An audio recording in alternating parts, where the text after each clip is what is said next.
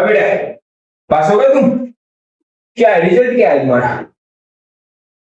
Result क्या है तुम्हारा? नहीं नहीं पापा, अभी तक नहीं आया रिजल्ट। अभी नहीं आया?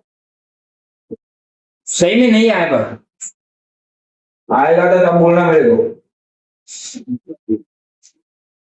भगवान जी माफ कर देना, भगवान जी प्लीज पास करा देना।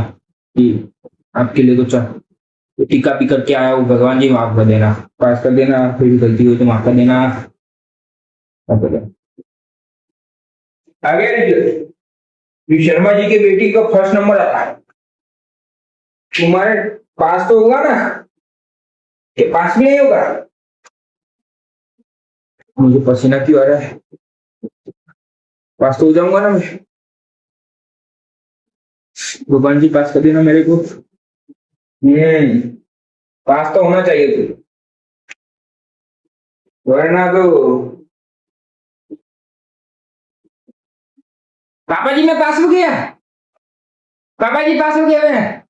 यो पास हो गया मैं। पास हो गई तुम? पास हो गए? चलो बधाई बधाई, ऐसे ही आप अच्छी तरह से पास होना दूसरी बार भी। इससे दूंगा मैं तो। पर पास हो गया, शिट, अगली बार देखता हूँ उसको।